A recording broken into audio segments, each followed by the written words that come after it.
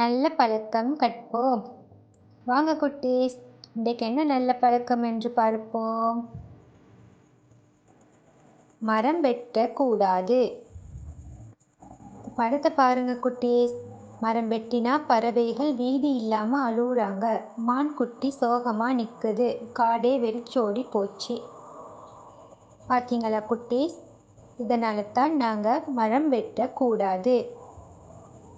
நாங்கள் மரம் நட வேண்டும். குட்டீஸ், மரத்தால் கிடைக்கும் நன்மைகளை உங்களுக்கு தெரியுமா? மரத்தால் கிடைக்கும் நன்மைகளை பார்ப்போமா? சுத்தமான காற்று கிடைக்கும். மரங்கள் எமக்கு சுத்தமான ஆக்சிஜனை தருகிறது. அதனால் மரம் இருக்கும் இடங்களில் நல்ல சுத்தமான காற்று இருக்கும். நிழலும் குளிர்ச்சியும் தரும். வெயில் நேரங்களில் மரத்தடியில் நின்றா உடனே குளிர்ச்சியாக இருக்கும். வீட்டு வெப்பமும் குறையும். மழையை வரவழைக்கும்.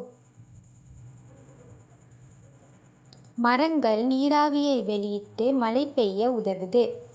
காடு அழிஞ்சா மழை பெய்வது குறையும்.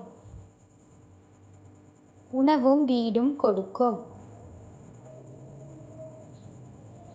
பழங்கள், மரக்கறி, மருந்து எல்லாம் மரத்திலிருந்து தான் கிடைக்குது.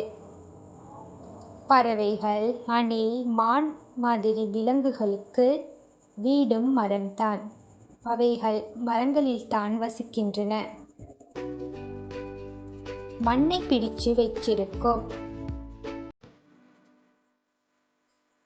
மரத்தினுடைய வேர் மண்ணை இறுகி பிடிச்சிருக்கும். அதனால மழைக்கு மண் அடிச்சிட்டு போகாது. மண் சரிவு, வெள்ளம் குறையும். மனசுக்கு நிம்மதி தரும்.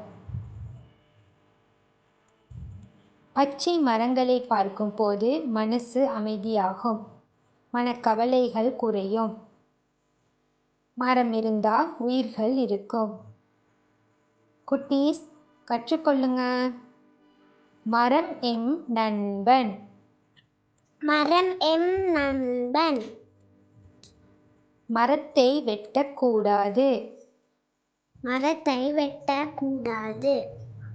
ஒரு மரம் வெட்டினால் 10 மரம் நடுவோம். ஒரு மரம் வெட்டினால் 10 மரம் நடுவோம்.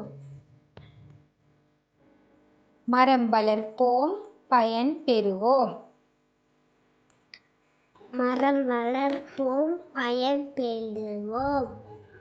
இந்த காணொளி உங்களுக்கு பிடித்திருந்தால் லைக் பண்ணுங்க. உங்களோட நண்பர்களுக்கும் ஷேர் பண்ணுங்க. சப்ஸ்கிரைப் பண்ணுங்க குட்டீஸ். நன்றி.